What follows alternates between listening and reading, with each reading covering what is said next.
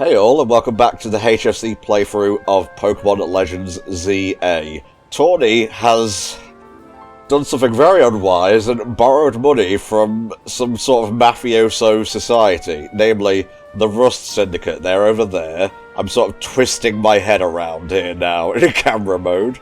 Figured I'd try something new to open up a part, so yeah, let's go and rescue her. I see Emballs being the professional model who just stood where he was asked. Meanwhile, you're going like, "Oh, camera's there, camera's there." Yeah. It's a bit of a different beast when the camera literally has a mind of its own. Oh, what's up, fellas? Oh my god. We clean the city of dirt and dust. Watch us grunts wash away the rust. Hey, looks like we've got visitors. Imagine being called Grunt A. They're kind of more threatening than the Dead End were. No business, no. If you got no business, why are you snooping around here, huh? Get lost. I'm gonna have to clean this whole area since you dirtied it with your uninvited visit. Oh, I see. Yeah, it's one of those. They opened by talking rhyme, and then they just dropped it immediately. See, I'm okay with that, because I've played Dragon Quest XI, where there's an entire village full of people that speak specifically not only in rhymes, but in haiku. And it gets old very quickly. I can imagine so. I think there's a good balance for that sort of thing. I think Jesse and James pulled it off well in the anime, where it's like a lot of the time, but it's not like a mandate thing. So I guess Leader's taken out the female counterpart. Oh my god. Yeah, I don't know why, but almost every NPC that I see using Garbodor just instantly uses either self-destruct or explosion. I imagine it's just carrying over similar AI logic to the more recent main games, where it literally just goes for whatever the default moves would be at that moveset. And to the point where if they want the Pokemon to have a specific strategy that they use, they would just program the Pokemon to be lacking other moves, and that's really obvious in the Diamond and Pearl remakes, where some of the boss Pokemon only have 2 or 3 attacks. I mean, that was true in Scarlet and Violet, where some of the Elite Four only had 3 attacks. Mr. Philippe! Standing guard isn't just busy work, it's a vital role in our organization. Please do it properly. I could replace you with a Dedenne, you know. What brings you to our humble office today? If only, Flame. If only. We're here to discuss a loan. Oh, then you must be NTom. Thank you for coming by so soon after my call. I can see you're taking matters very seriously. Can you tell what type of Pokemon he uses? Haven't the foggiest, Spar. Was there truly a need to humiliate our guard so ferociously and heartlessly? I can say words properly. What? I don't know if I can discuss business with people as rude as yourselves. They got in your face. Exactly. Well, no, they were just doing their job. Okay, we're getting 2 battles anyway. I love Pokemon games, but they sure do have the "we're going to battle so I can tell if you're a good person" thing just constantly throughout their games. Well, I mean, like, in this universe, in the way it's all set up, they kind of do have to reach a little bit for, like, to justify bosses sometimes. It's gonna happen. Oh, he uses steel types. I thought he was gonna use fairies. Oh, mon dieu! Yeah, anyway, Heat Crash. God, Steelix is such a cool Pokemon design, though. It is. Like, out of all the evolutions that were added to Pokemon later on, I think this is one of the best ones. Oh well, it wasn't really added later on, it was in Gold and Silver, so I guess technically added later, just not that much later. It's an additional evolution to an existing Pokemon. And since Sonic's kinda useless from what I remember, it was nice to have it, like, given a bit more personality. Yes. Onix has a base attack of 45, I think, so yeah, literally can't fight its way out of a paper bag. Hell yes, baby. Underrated Pokemon Mega Go! I really like this design for a Mega. Like, just the fact the gold colouring just works to make a steel type look more impressive, doesn't it? Ampharos would be good, or our brand new Noivern. Hey, just heat wave it. I'm going to. When it lets us. Yeah, that got burned. That's good. That's nice, that cuts its attack as well. It was a tough frigger. Took down Ember right away. Yeah, it has drill run, so kinda did that. Dot dot dot dot dot dot dot dot.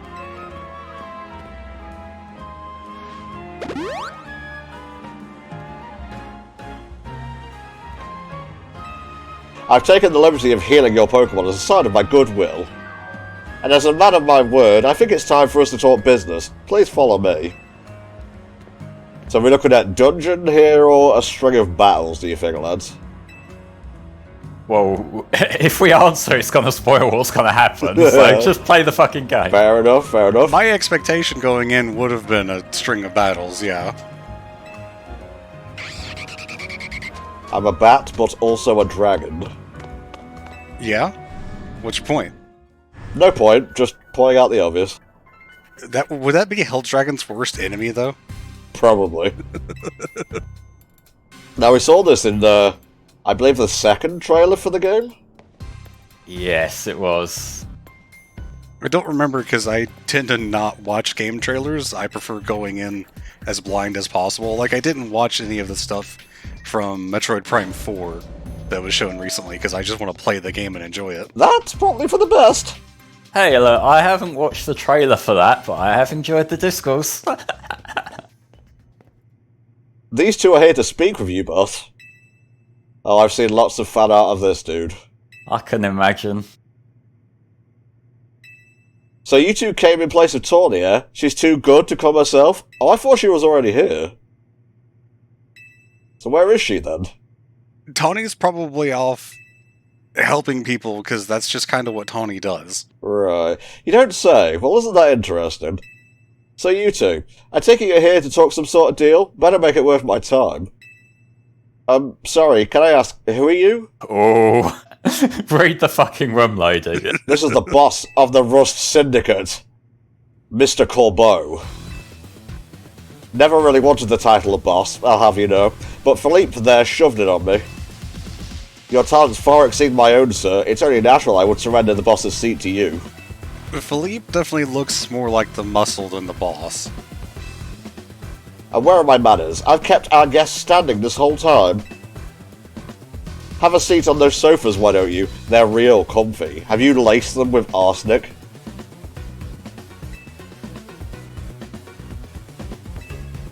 And so we sat. Very, very large chairs. I was gonna say, it's like to scale for Philippe, and not so much for Corbeau. Maybe they're big enough for Pokemon to sit in. True. We had to come in Tawny's place because we couldn't get a hold of her. To be honest though, we're not sure why she came to you for a loan in the first place. I guess I'd interpret your friend Tawny's lack of communication as an attempt to save you from worrying. She's such a caring girl, after all. Fill them in, Philippe. This whole deal began when I encountered Tawny out helping people in the city. Were you a sorter, I suppose? As fags, of course. She mentioned that the hotel she was helping out at was struggling to get customers. Yeah, because there's basically no advertising for it. I don't think I've seen a single guest in the many hours since I've been there. She mentioned needing some funds to create some promotional videos for the hotel. It was my pleasure to loan her 100,000 credits for this purpose. Your friend helped us, so we helped your friend. A beautiful little circle, isn't it? Excuse me? You said on the phone that the interest is already up to 100,000, a million now. You call that helping? I know numbers. Naturally, I made sure to indicate the terms and conditions when finalizing the loan. Your friend claimed that if she made a video and posted it ASAP, guests would flock to your hotel, so she could pay us back in full the very next day. That's extremely irresponsible. Oh yes, we're lucky if one of them broke even 10 views. Too close to home. Well, I take financial matters very seriously. I even personally warned her, you know. This guy's just refreshing their social blade every day, wondering when he's going to get his money back. I told her she shouldn't be overpromising. I told her she shouldn't be taking those Roblox deals, but no. Trust me, BetterHelp really works. Poor us, it sounds like we're never going to get our money back, Philippe. Listen, I'll tell you what. We can leave the matter of the 100,000 that Tawny borrowed between her and us. She still needs to pay it back, though. That way, you two only have to deal with all the extra interest she accrued. How do you expect us to deal with it? I'm not a monster. I know this big old debt from Tawny hanging over your head can't be fun. And I doubt you can cough up the money anyway. I've actually heard from people that did have enough money on hand to pay it, but I don't think there's any extra dialogue for it. You do well, and I'll start reducing the interest that is owed to us. Why should we believe that you'll actually follow through on that? Is this kid trying to test my patience? No, I shouldn't be losing my temper at innocent civilians. Are you talking to ghosts now? Out of the goodness of my heart, I might add. Now, if you choose to reject my kind offer, then we'll just show up at the hotel and have a big old Pokémon showdown. Every single one of us. I saw someone describe this entire part of the main story as basically just a Yakuza quest. Kind of. Yeah. like from the game. Some of the side quests in the game can be described as Yakuza side quests in terms of how wacky they can be. So I was saying you might just keep us working for you forever? Oh, don't worry, it probably won't come to that. That depends on how good you are at the work. But look on the bright side, these jobs will be for the benefit of the city. Just do your best and I'm sure everything will go fine. To be clear, this deal is between you two and the Rust Syndicate. Tawny has no part. I'll be in touch. So really though, how bad was the interest rate that she accrued that much in, what, probably just a few weeks or something? This is what happens when people sign shit they haven't read. Yeah. You kind of get what you deserve there. I'm getting a feeling of desperation from Tawny. Yes. Well, I mean, taking a fucking loan like this in the first place is a signing up for desperation. And I'm starting to put, like, the dots together, connecting them even from the few bits of sort of spoilery fan art that have just been thrown in my face. The idea is to just stop using social media entirely. Hey, I put my blockers on with all the correct words and shit still gets through, so... Okay, now before you go anywhere, yes? Actually turn around to your...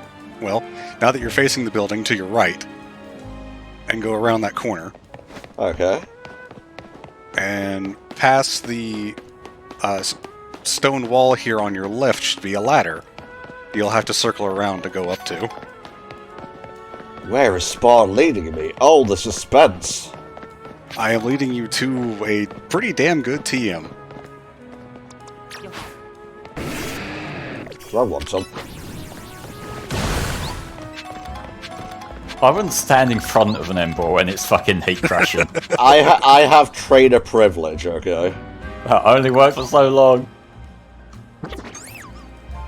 What a thrill, etc. Indeed. Oh, hey. And you. And now, if you face back towards the Rust Syndicate building, you can actually use your phone hover to glide across to it.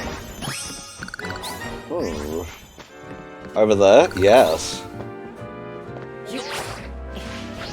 And there should be a TM right there if you can get through the bamboo thicket.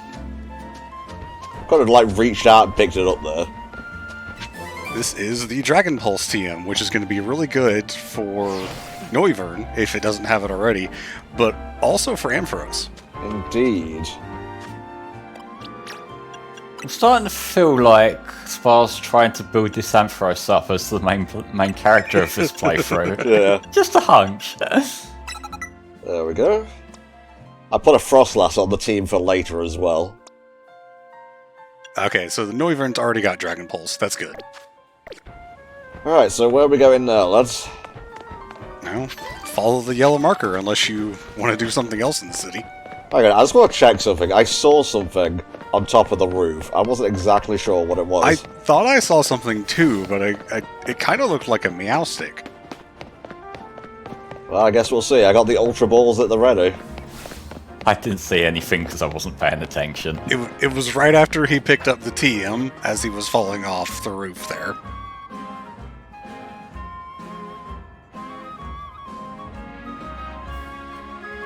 I should just have Embor do Heat Crash on top of the building here, and that would probably solve all our problems. Oh, okay, it was a light. It was a light. That makes sense. Well, at least now we know. Well, the lights do actually come on at nighttime, so at least they're functioning and not just set dressing. It's okay, you don't need to soothe my sore ego, Spar. Hey, I thought it was something too. Soothe my own ego. Indeed, indeed. They come on at night and give us some beautiful baked lighting. That other fletchling just did it. Get down, Mr. President.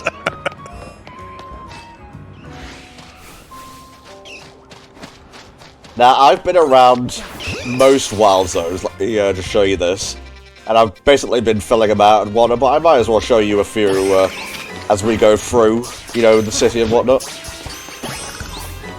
This is one of the areas that we were in earlier that we said changed dramatically when it becomes a wild zone because it gets turned into a frozen wasteland for some reason.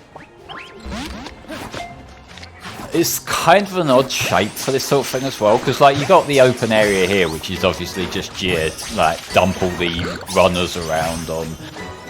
That thing with red eyes is a bit worrying to look at, but then you've also got the water area behind where you are right now, which is where you get your big fucking iceberg beast. Yep.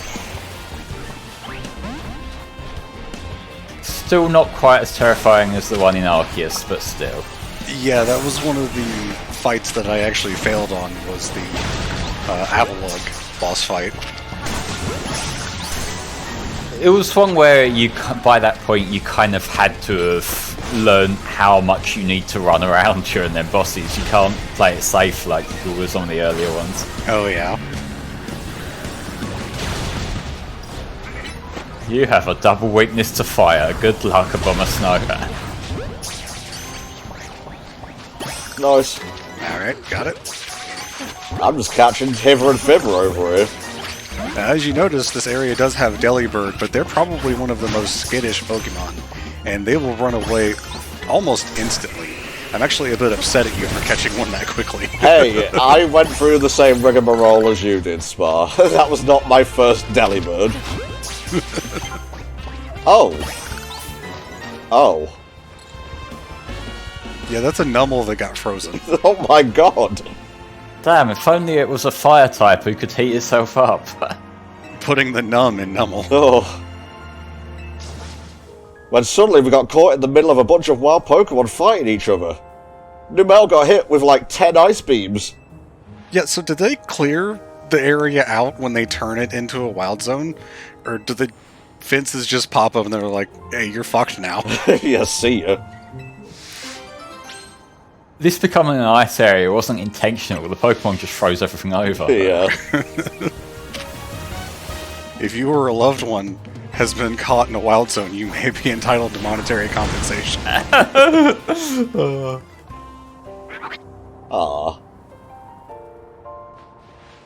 That worked! All the ice is melted! Oh, thank you so much! Wait, were you snacking on berries the whole time you were frozen? It's too bad it didn't have a Lumberry. I guess that's fitting. Numel is the Num Pokemon after all. Thank you so much for saving it, trainer. Numel didn't even notice it was frozen. Nope. Just snacking away. Let me just open my satchel here. I hear danger music, but I don't care right now. You're being forced to care right now. Who is even targeting me? You? Yes. For whatever reason, the Snover are aggressive.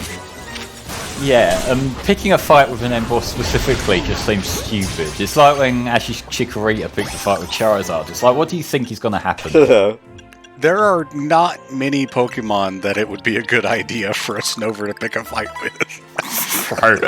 A Bombsnow is one of them Pokemon that, like, it's okay when the situation is right, but there's so many opportunities for the situation to not be right for it. That's really not a good type combo. Grass Ice is probably one of the worst defensive type combinations. Alas, alas. Oh, is that a new Holovator waiting to be built there? Is it? Huh. Yes, this quest right here. I didn't anticipate doing side quests at the start of the session, but whatever, we're here now, so... If it's right here, we might as well do it.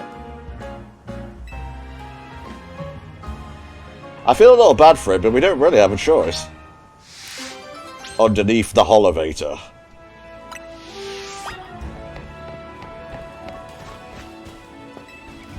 What could it be? A wild Pokemon has made its nest here. Do you want to battle it and chase it away? Oh, hey! It's the ugly fucker! Dig! Diggersby, though. I kind of don't like the fact that this was so useful for me during my playthrough, because it's such an ugly Pokemon that I don't want to have to keep looking at during every battle. No, I like Diggersby, especially as a pretty good ground type if it gets huge power. Without that, it's just kind of okay. It's not quite as ugly as Squovit. They managed to one-up it. Yeah. Squirvit's cute, though. Squovit I like, Greedent not so much. Greedent, that's what I was thinking. That's it, yeah. What the fuck is Squovit then? The one before it? Yeah, the pre-evolution. I will take that soft sand, thank you. I think I've mentioned this before. There's missions throughout the game for each of the type improving health items. So that's where you get them. Cool to have, and cool that there's that consideration, but when you're playing this game in particular, basically all of your Pokemon are going to have Mega Stones. Yeah, unless for whatever reason you're just using something that can't, or you can't get the stone yet, like for the Ampharos. It is something that I've kind of been thinking about with how this game works, and that, like, you can beat the game without using Mega Pokemon, and, like, that's something that they did think about, but it's like, realistically, you're not going to. You know, it feels so much better in the Rogue Mega Evolution fights to have your own Mega Pokemon. The Pokédex selection in this game is pretty good. There's a lot of good Pokemon that in a typical game I want to use on my team, but I feel like it kind of steers you towards certain Pokemon, which isn't inherently a bad thing. Like, one of the things that I appreciate about Pokemon Colosseum and XD is that their limited selection kind of encourages you to use Pokemon that you wouldn't usually use. Whereas with this game, because the ones that get Mega Evolutions are the kind of, like, the cool Pokemon, the fan favourites for the most part, it's like, well, it's just going to steer us towards these, and there's kind of less incentive to experiment with different teams, I feel. I mean, there's still plenty of options to, like, mix and match as you go throughout the game, and, like, subsequent playthroughs if you can be asked, you know, dealing with the 3-hour intro. Yeah. But, yeah, there's definitely still options there. It just kind of feels a bit more limited than a typical Pokemon game, which, like, that's something that I feel like a lot of the more recent main series games have been getting much better with. The fact that, like, in Sword and Shield you had the wild area that just has loads of different Pokemon to pick from, and then, like, Scarlet and Violet gives you quite a lot of different options off the bat. Yeah. So it's just kind of one of the things. So it's not really a major deal, but it is noticeable. And it's something that I'll probably have to get a bit creative with when I replay this. It's definitely, we've been spoiled the past couple main games. And even with Arceus, I feel like it had a pretty varied Pokédex as well. This one, because they had to copy almost everything that was in X and Y already, and then add more on top of it, is probably why it feels so limited. Because you had to bring back all of those Pokemon, and all the ones that had Mega Evolutions, and then you add some new ones in, and you just sort of run out of spots to fill the limited wild zones. I'm just letting the lads yap. Welcome back to the Flame and Spar podcast. We can yap about bullshit for hours, don't you worry. Pokemon is definitely a thing that I could spend a lot of time talking about, so it's a good thing that we're here, I guess. Why would you bother using Substitute in this game? It does nothing. It just gives your opponent something to target, which, depending on what you're doing, I was actually talking with a friend about this. With moves like Dig and Fly, your Pokemon disappears from the field for a moment. And you can only use moves while you're targeting something, so you can't even use Protect to block the attacks from Dig and Fly in this game, but if there's a Substitute out, you can, because you still have something to target. So Substitute is just kind of actually a bad idea in this game. Alas for poor substitutes. Oh, Thunder's next. And then Earthquake. Earthquake is my usual go-to ace in main series Pokemon games. It's like, there's kind of like that turning point in most Pokemon games. I realise that once I have a Pokemon with Stab Earthquake, that's the point where I've won the game. Well, especially if it's a Pokemon game that has Excadrill, because Excadrill's just kind of really fucking good. And then they gave it a Mega Evolution that made it even better. Like, that's still nothing on fucking Moxie Krookodile with Earthquake. Oh, yeah. You can wipe entire teams just by mashing the button. We're back, Naveen. We're part of the mob now? Oh, you're alive, thank goodness. Cute. Oh, thanks, Floette. Sweet of you to worry about us. Devine was so worried while watching the Canary broadcast. If you'd been any later, she might have unleashed her Light of Ruin on the Rust Syndicate, and she would fucking do it as well. Well, wouldn't that be preferable? That would sort out the problem. Well, it wouldn't be very effective because they all use steel and poison types. Yeah, oh my god. No wonder Az hasn't tried to go in himself and sort things out. We can't really do much until the Rust Syndicate gets in touch about what they want us to do. And we still haven't managed to get a hold of Tawny either. For the moment, I guess we should start by figuring out our next steps the Team MZ way. That's right, it's strategy meeting time! Yay for bureaucracy! Without rogue megas to fight, so it's just kind of a generic strategy meeting? I see. Let's get started.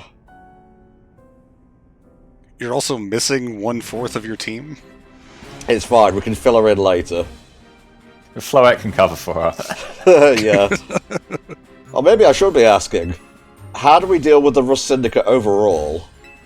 I vote for Light of Ruin, actually. Or just Hyper Beam. We've discussed why that wouldn't work, and you know damn well normal moves don't work that great against steel types. Yeah, but we're so close to getting Earthquake. Oh, what time do you call this? Is it strategy meeting time? Did I miss an update from video or something? Tawny! We're gonna have to bust our butts to pay it back. Instantly calling her out. Oh, you found out. Yeah, I did borrow some money to make a new Hotel Z promo. It's better to beg forgiveness than ask permission. Oh, for sure. Just a little 1 million in interest. No worries, right? I love the just the portrait of a Pyro on the wall. It looks like stock art. And it may very well be, viewers. There is something about interest. It was so small I couldn't even see it without zooming in. Well, that's awfully sneaky, but if it's in there in print, I'm afraid they've got us over a barrel. Corbo said he warned her about it, though. Well, he did. He put it on the document. Yes, please go ahead and send us the info, like always.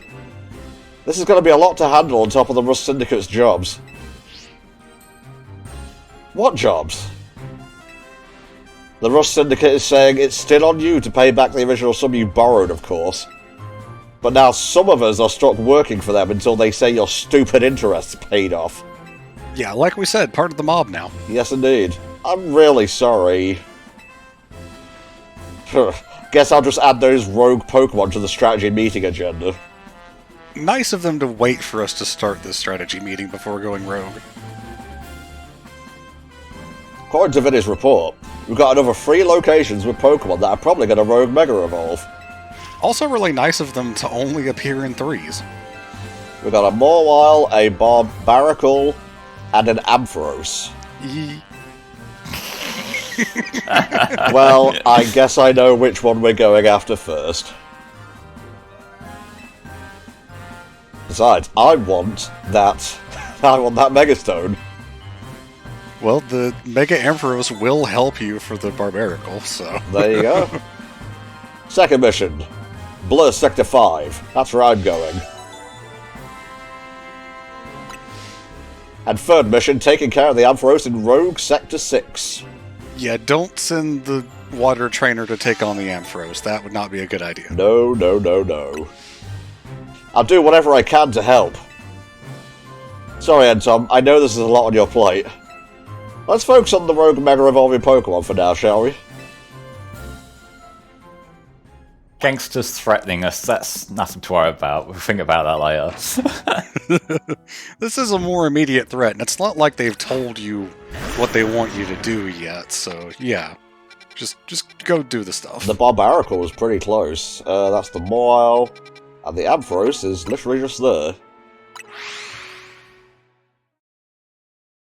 Now, when I told you how long it would take you to get to the next promotion match, I actually forgot that there was Rogue Megas here, because the order that they do things in terms of throwing the main story at you sort of varies. Like, they're throwing the Rogue Megas in the middle of other stuff happening in the main story. It's not just you finish one thing and then another. In addition to Spar sometimes getting very simple facts wrong, he also wrongly conflates how long something should take to do. I feel like I do that more than anything else. I'm very bad with time. Yes. As Tom once said, in my defense, I'm very stupid. Well, was that me saying that about me, or me saying that about you?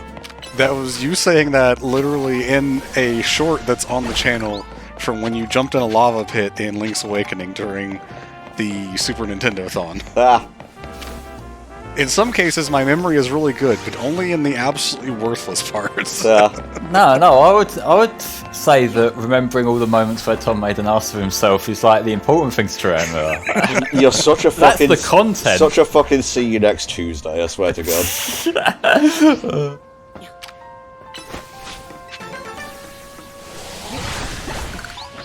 Ah! Bugger. Zooped right over it, yep. Yes, I know, I know. This one will be the one. 3 attempts later.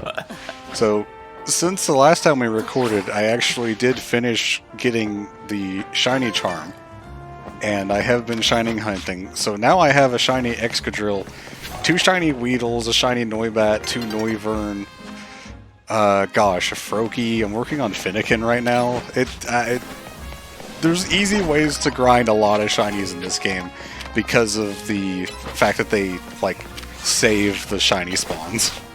It is the fact that they save them in memory that makes it so exploitable, because, like, there's so many areas where you can just, like, go in and out of something to make all the encounters in the area respawn and just refresh, and so it means that you can just generate wave upon wave upon wave of, like, new Pokemon spawns without even looking at the fucking screen. It doesn't matter.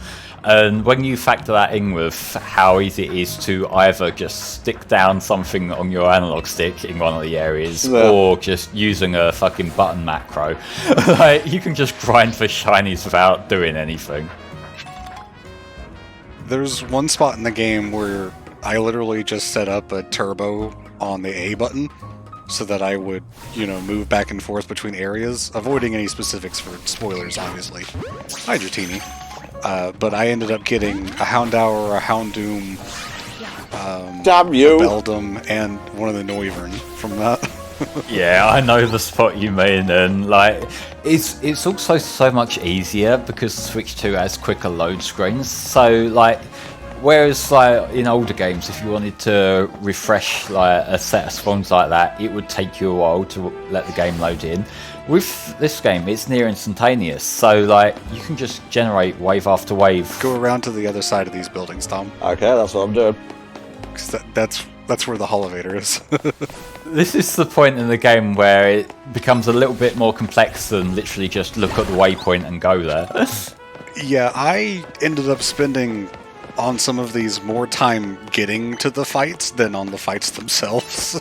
Yeah, this is why I was saying, like, whenever you see a elevator, activate it just so it's on the map, because then you can look at the map to find where the nearest one is and work from there.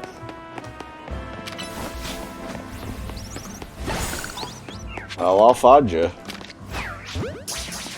Oh, there's that. No, that was a Spritzy that screwed us over in the first session. Not a Swirlix. They're throwaway fairy types. It's fine. It's okay, I'm slowly tracking it down, lads. Yeah, it's right up here around this curve.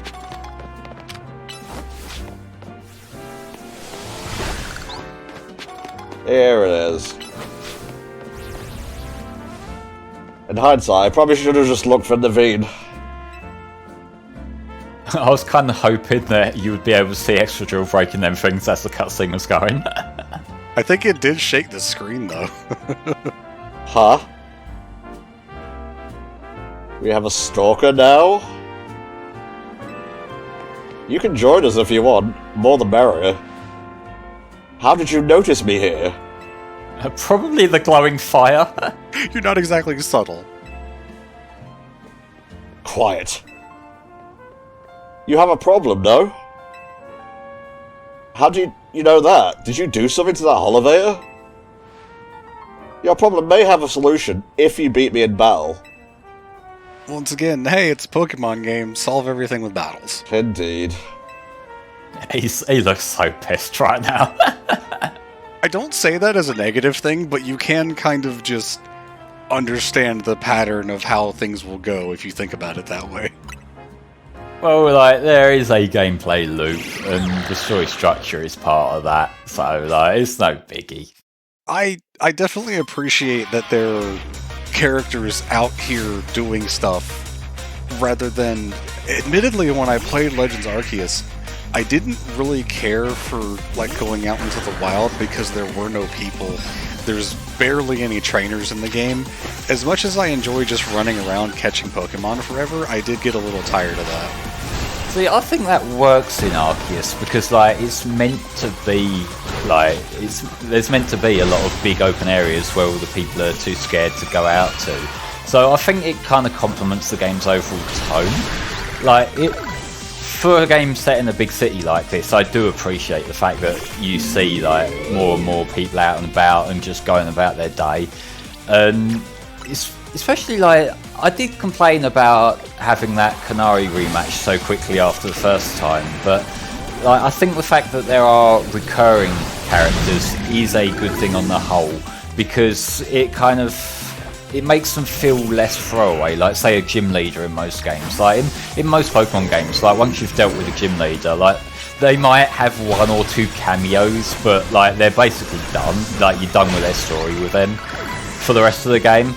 Whereas here it's like, this character was a big part of an earlier like story beat, but like she's still about, so it kind of just makes, it gives a lot more personality to what's going on here. Yeah, for sure. She's actually been relevant in 3 different storylines because she was at the Canary quiz as well. Yeah. God, I really have grown to love this Chandelure Mega. God damn! Maybe don't walk into the flamethrower, though. I can't look at a Chandelure design and not think of that one only Falls episode, though. Yeah. Your Pokemon brim with justice. We don't have a water type on our team. No, we didn't. Since HMs aren't a thing anymore, we don't need one. Sorry, Canary, I couldn't avenge you. Well, to be fair, I beat her twice, so you would have to beat me and then beat me again. You won, so I'll keep my word. And the reason the elevator was broken? It's cursed. This is cursed. That is cursed. Just kidding, it's not actually cursed.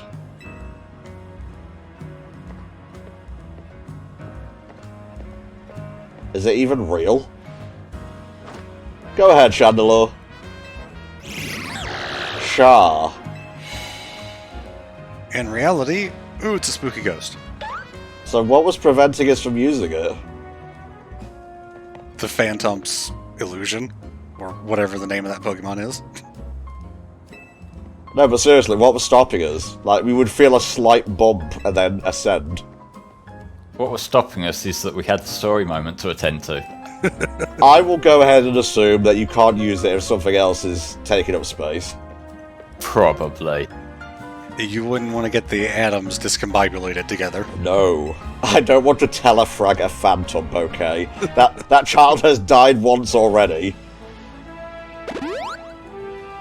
Thank you for the free heal. Indeed. We are going to need it. Naveen probably would have given us one before the fight anyway. Now up we go. Ampharos should be up there.